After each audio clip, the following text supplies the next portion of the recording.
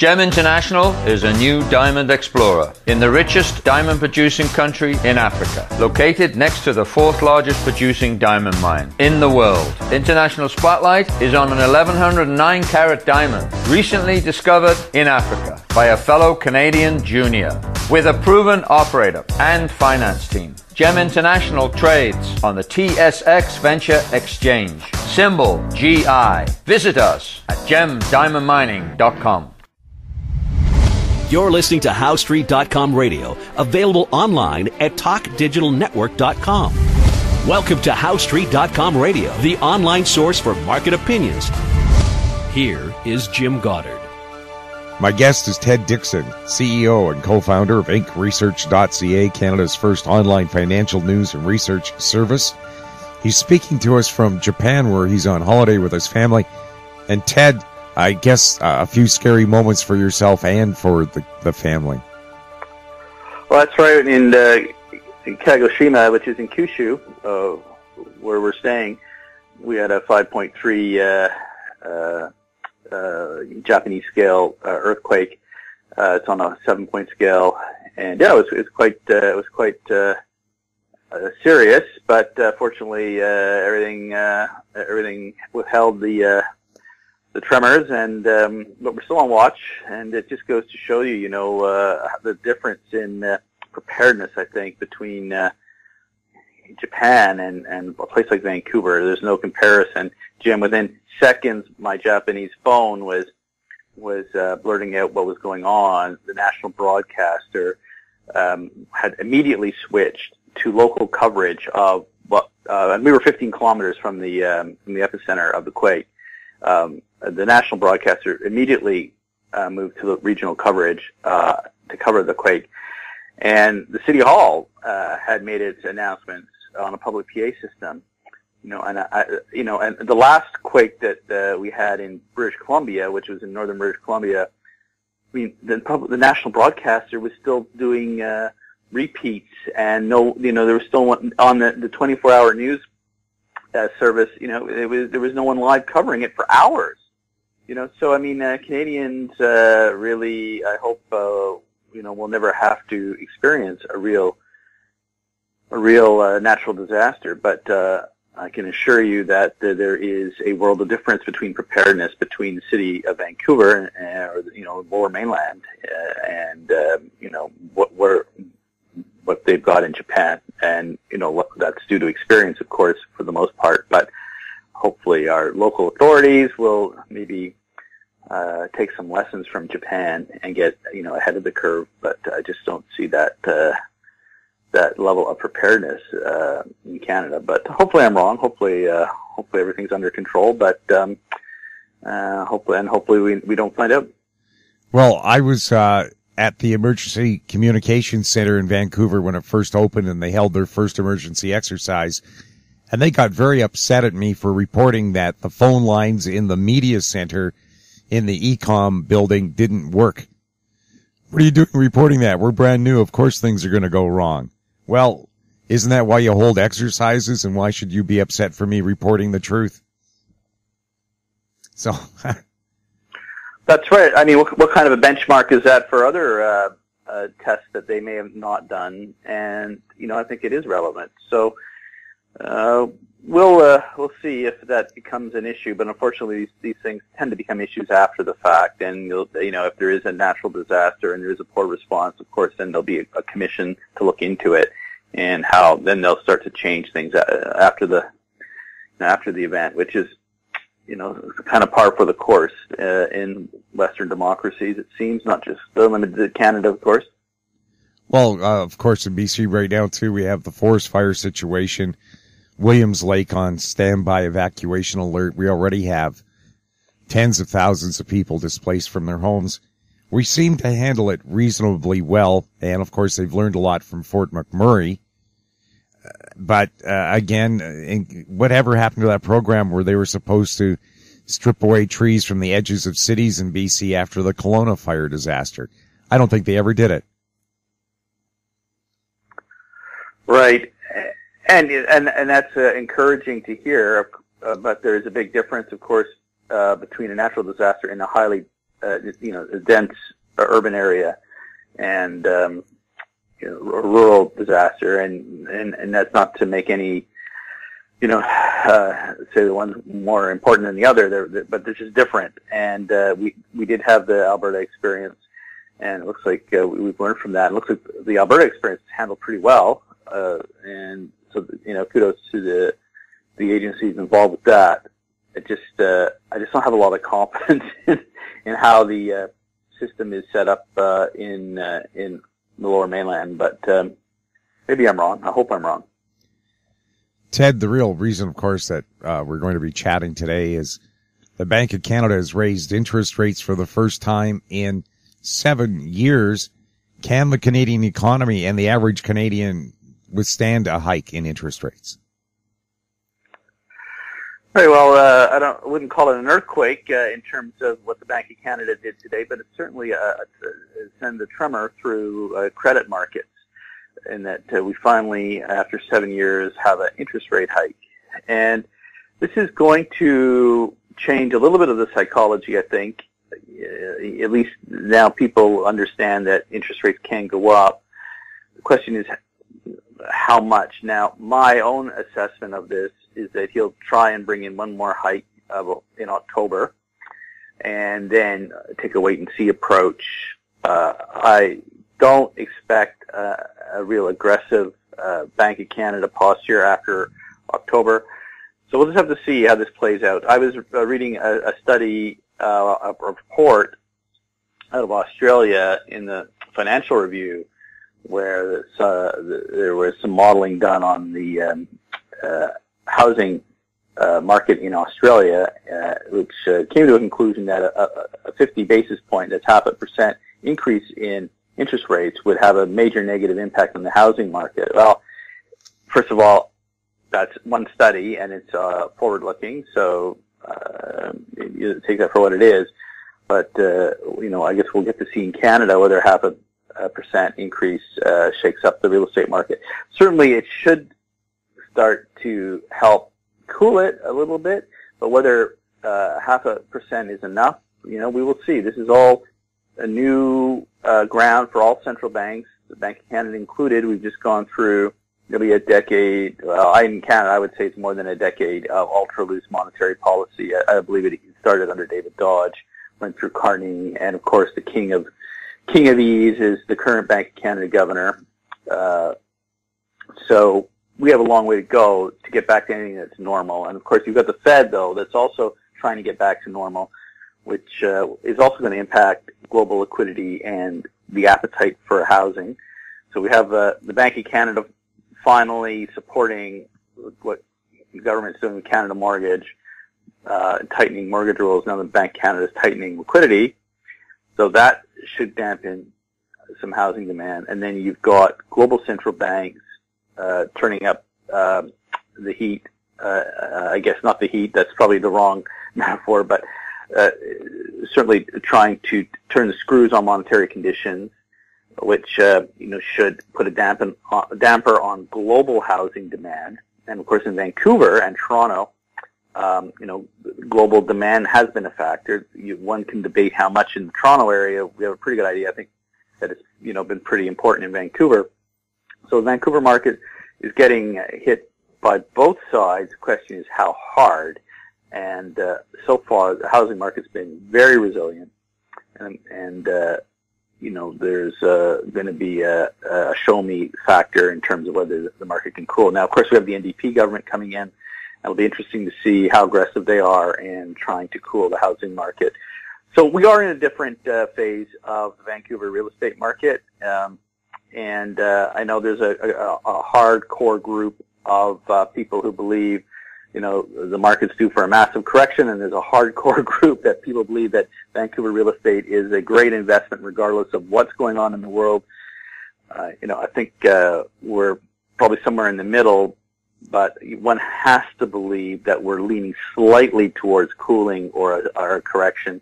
But whether the tightening conditions we've seen is enough to make it a significant correction, we'll have to see.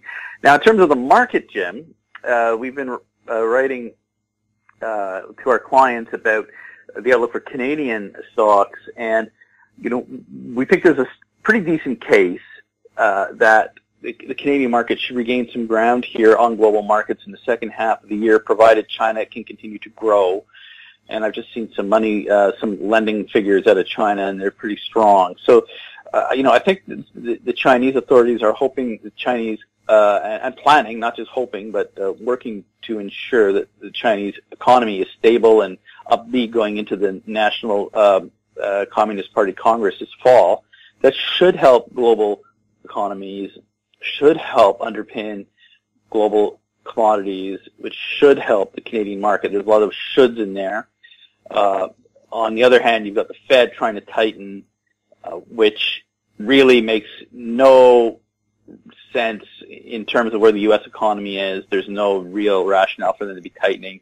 It does make a lot of sense from a longer-term perspective in that the U.S. Central Bank has been far too accommodative for far too long. They need at some point to get back to some sense of normality, just as we do in Canada. So from that perspective, it's good that they're doing it. It's just the timing could have been a lot better, but it is what it is. So we've got two forces at work.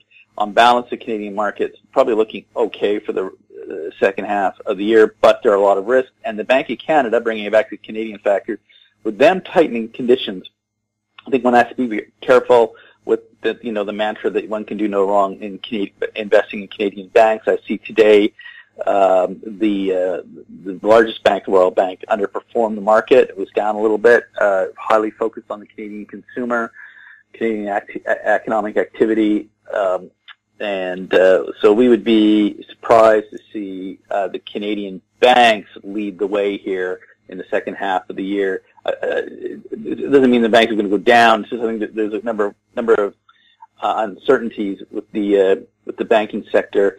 They should benefit from higher rates. If the long rates can go up, that means they get better margins on their loans. But if the Canadian consumer is slowing down, if we've seen peak borrowing demand, then that's going to impact the volume of business they do. So there's a mixed outlook, we think, for the Canadian banking sector. Non-bank financials, as we wrote to our clients last week, is probably the way to go in the Canadian financial sector, at least based off what we're seeing insiders doing. And we look at insider commitment as one of our key driving factors in our investment outlooks. And so we would just be cautious on the Canadian banks in this rate hiking cycle. Instead, the case for U.S. financials is a lot stronger compared to the Canadian financial situation in a rising rate cycle, as the U.S. banks tend to respond a little bit better, I think, to a steepening of the yield curve, which means rising long rates, and even as your short rates are going up, then perhaps we're going to see in Canada here, just because of the huge outstanding household debt that's in place. It's hard to see how domestically focused banks are going to, be able to really grow their consumer loan books aggressively going forward. They're going to really have to rely on business activity, which hopefully will be strong, but whether it's enough to make up for the consumer, which will be under some headwinds here, or facing some headwinds, we'll have to see. So that's why the outlook's mixed. It's not necessarily negative, but looking at areas like financial technology and those companies involved in financial services, such as asset managers or leasing financiers, might be a better place to look than the banks as we work through this rate hiking cycle by the Bank of Canada. We'll have more with Ted Dixon right after the break. I'm Bill McWilliam, president of Cascadero Copper, CCD on the TSX Venture Exchange. Cesium is one of the world's rarest metals with a growing industrial demand. Drilling is underway on our Tehran property in Argentina to prove up a cesium resource. Cascadero's patent-pending leach process has the potential to make Cascadero the lowest cost supplier of cesium in the world. Visit our website, cascadero.com, or phone us at 604-924-5504.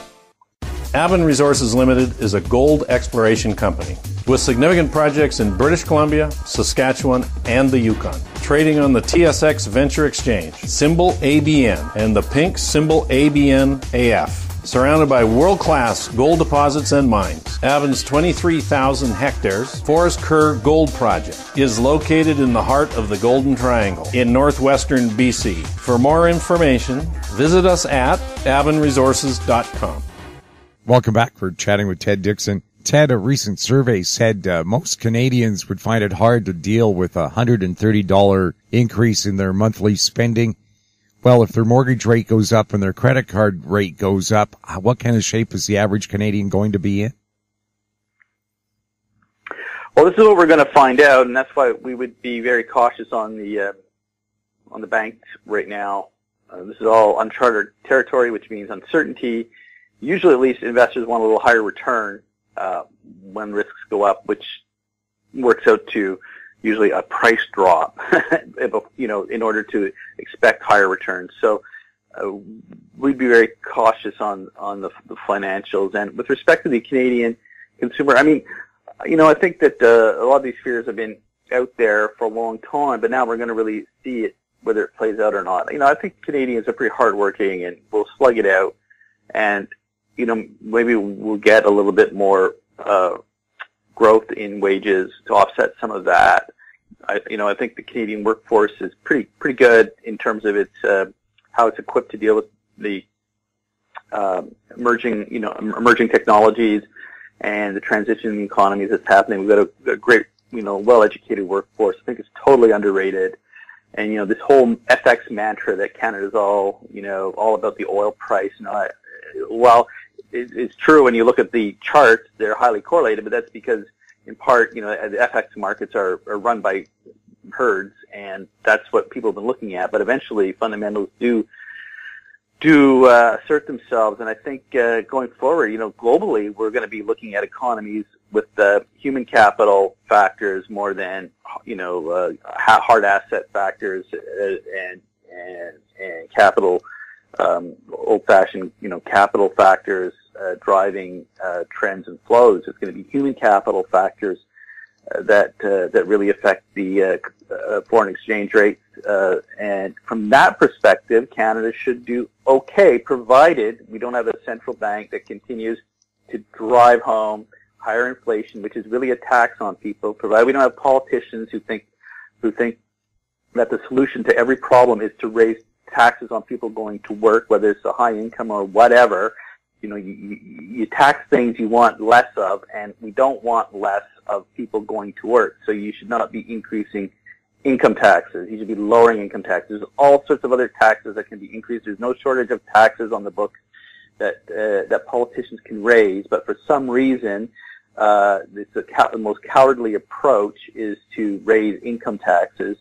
And, let's hope that eventually some politicians somewhere clue into this. Now, maybe we're going to have a chance in British Columbia and the Free Enterprise Party to reassess its focus on policy. It came out with an absolutely horrible throne speech. It was a complete shocker, Jim, with what the BC government, which is soon to be replaced, came out with. I know it was a gamble to try and stay in power, but look, at some point, you just got to stick to your principles and say, no, we're different than the other guys. Well, they didn't say that. They said, no, we're going to be more the same. Well, that's, I think a lot of free enterprises have problems with that approach. And so there's got to be some soul searching by the Free Enterprise Party in British Columbia. And hopefully one of the things they'll be looking at is approach to taxation and how maybe they can position themselves differently from the socialists who love to tax people going to work. Ironically, and the more successful you are, the more you should be taxed, and that's just a losing formula in a modern economy. There's so many other things you can tax instead of people. We'll have more with Ted Dixon right after this. I'm Larry Ray, President and CEO of American Manganese Inc., listed on the TSX Venture, ticker symbol AMY, A-M-Y, with proprietary patents in the U.S., China, and South Africa. Our focus is on recycling lithium-ion batteries for electric vehicles. China recently legislated the responsibility for recycling onto their electric vehicle manufacturers and importers. For more information, please visit AmericanManganeseInc.com or phone me, Larry Ray, at 778-574-4444. Keep informed. Receive our weekly recap of thought-provoking articles, podcasts, and radio delivered to your inbox for free. Sign up for the HowStreet.com weekly recap on our homepage, HowStreet.com. Welcome back. We're chatting with Ted Dixon. Ted, is it time maybe for the BC Liberal Party to change their name to maybe the Free Enterprise Party? Because they certainly don't seem to be all that liberal. Well, look, certainly from a classical liberal sense, small L liberal, the last throne speech was a huge departure from that.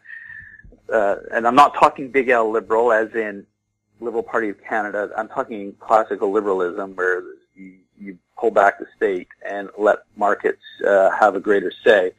Look, I think it comes down to policy. You can have whatever name you want, but if you have a great name and lousy policy, it doesn't matter. And they're going to spend some time in the opposition benches. I think that reality is still setting in. But that's an opportunity, to come up with better policy because the last efforts, fell short of the mark, and we saw that in the election. And I think there's going to be a realization that the BC Liberals can do a lot better. They've got a lot of talent. And they have a great caucus. They've got great bench strength. Now they just need some courage and some vision to move forward on some stronger pro-market, not pro-business. There's a big difference. Donald Trump is pro-business, okay? Pro-market types of policies that really allow people to excel based off of merit, not based off of privilege, which is, unfortunately, they let the privilege sneak into the economy too much in British Columbia. I mean, our whole real estate industry is now based off of privilege in British Columbia, not on in Vancouver anyways, not on merit. It doesn't matter if you're the greatest, if you're the greatest programmer coming out of SFU or UBC programs, you cannot afford to buy a home in British Columbia. Nobody can afford to pay you what you would need to buy a home in Vancouver. Sorry. But, Google can hire you and at a salary and with options and the like, and you can see a path to prosperity in the United States. It's very sad, but this is what's happened in British Columbia. And it's not just the BC government, by the way. It's all the Bank of Canada. We've talked about this on your show a lot. But I just want to make it clear that this is not a one party or one government problem in terms of the housing situation in Vancouver. It's a shared jurisdictional blunder and betrayal of citizens, and it's just been a shocking failure by policymakers at every level of government. And now we see with the Bank of Canada finally getting its act together, and with the new government coming in British Columbia, there's an opportunity to bring back some meritocracy to the local real estate market. But we got a lot of work to do on that. Have you heard any encouraging sounds from the NDP-green government that would be good for business? Well, we're waiting. I heard, before I left, I heard John Horgan give an interview, and it was a much better interview than I expected. So perhaps, the campaign, maybe they've campaigned from the extreme left, and now they're just going to govern from the left, which would be an improvement. So we'll have to see. But his priorities, he talked about housing affordability. So as opposed to, stopping Kinder Morgan and Site C. So, and I would agree with that. I mean, I think you can only do so much in government. And, if you're going to spend all your human capital going to war with Ottawa on Kinder Morgan, you're not going to get them to help you out on much else. So Mr. Horgan actually impressed me with his first sort of premier designate interview that I heard, but we'll see how that translates into action once they become government. Certainly the Green Party will be pressing them on trying to disrupt the resource economy. We'll see how far the NDP go along with that, with those priorities. Ted, I know you've never been a fan of a low Canadian dollar. The hike in interest rates boosted the loonie by more than 1 cent. Would it be a good idea if these measures were taken to boost the value of the Canadian buck? Well, I would just like the central bank to stop trying to hammer it down. And, you know, and that's been a key policy initiative by the current central bank governor since the day he was appointed by Stephen Harper. And you can't have a currency that finds its real equilibrium in the market when you have this threat of the central bank. They're willing to lower the value by doing whatever means it needs to. I mean, we had Stephen Polo's musing about quantitative easing not that long ago, okay? Now, this has been a complete change of tune for him, and we talked about this on the show, why that is. I believe a lot of it is due to the U.S. Entering NAFTA negotiations with us. I'm sure they took a look at the Canadian dollar and they go, wait a minute, you guys, your economy is growing stronger than us. Why do you have a central bank that's trying to lower interest rates and knock down the dollar below 70 cents? Shouldn't your dollar be higher? You know, this is just a trade protectionist measure. And so I think you know, I wouldn't be surprised if the central bank governor got a phone call from the finance department saying, in the interest of the government of Canada, to use David Dodge's words, you know, we'd like you to put up interest rates to support the dollar, i.e., stop making it fall. Whereas politically, it was these politicians in Ottawa were quite happy to see the dollar fall because they believe you can devalue your way to prosperity, whether it's liberal or conservative. There seems to be this myth amongst politicians that, gee, if only we could get the dollar lower, then we could, you know, somehow have a glorious rebound in manufacturing and everything would be great. Well, this has failed. Even the Bank of Canada, in its report, the monetary report today, admitted that you know, the low Canadian dollar certainly hasn't given local manufacturers and local producers a boost to displace imports that it would like to have, well, that they had expected, basically. Because we live in a different economy now. It's a human-based economy, Jim. It's about how smart your workforce is, how well educated your workforce is. You know, people going in, you know, my daughter, you know, who's in elementary school, how is her education system working compared to someone in her same age in the United States or in Japan or in China? This is what is going to determine if central banks stay out of the way and stop trying to mess things up. This is what's going to determine currency rates and the level of prosperity and quality of life in countries. So we need central banks to get out of the way and stop messing things up like we've had for the past few years at the Bank of Canada. Their models don't work. They're all geared towards an old production economy where you see how much space is on the shop floor, and gee, if only we could increase the number of widgets, then we'd have a little bit more inflation and everything would be great. Well, you know, I'm sorry, but when you're dealing with a company like Shopify, they don't have an output gap at Shopify per se. The only output gap they have is finding the talent they need to compete with Amazon. Okay, they don't have lowering interest rates is not going to help Shopify, in my view. Okay, what's going to help Shopify is finding the best people that they can get to compete in a global economy. And it's the same with any tech company. And I don't mean to single them out in particular, my comments are general. But, you know, it's a global fight for human capital and human brains. And in Canada, we're doing pretty well, but we don't need the central bank messing things up by devaluing salaries, which is what they've been doing. You think of that top-notch software grad from a BC university, you know, where do they want to go? When you have a dollar at 60 cents, I can tell you they're all going to want to go to the United States. If you have a dollar at 85 cents, it's a lot more attractive to stay in Canada. That's the new economy that we've got.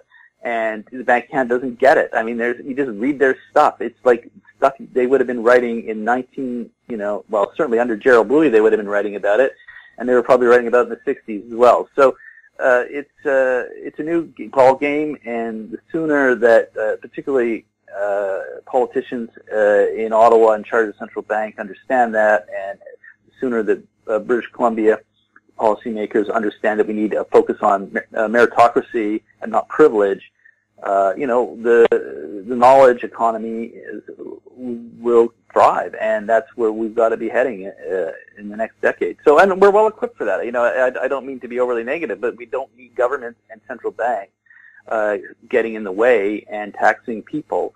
And when I say, everyone and people end up paying taxes no matter what, but when you directly tax people, you affect their working and investment behavior for their education and how much they're going to put into their companies and their jobs. Much better to tax consumption, much better to tax, the services that they're going to use than to tax them from going to work. I mean, no one likes paying taxes, but to keep the government functioning and to keep paying for medical, you have to tax somehow.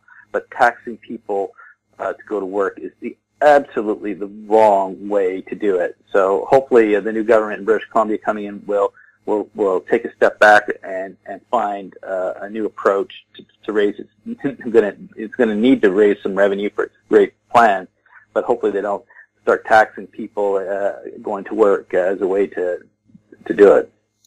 Ted, thank you so much for taking time out of your vacation in Japan to talk to us. Lots of working vacation, Jim, but we'll talk to you back in Vancouver in August. My guest has been Ted Dixon, CEO and co-founder of InkResearch.ca, his website, CanadianInsider.com. If you have any questions for us or our guests, you can send them to info@howstreet.com. I'm Jim Goddard. Thanks for listening. Comments made on HowStreet.com radio are an expression of opinion only and should not be construed in any matter whatsoever as recommendations to buy or sell any financial instrument at any time. Available online at TalkDigitalNetwork.com. HowStreet.com radio is a production of HowStreet Media Incorporated.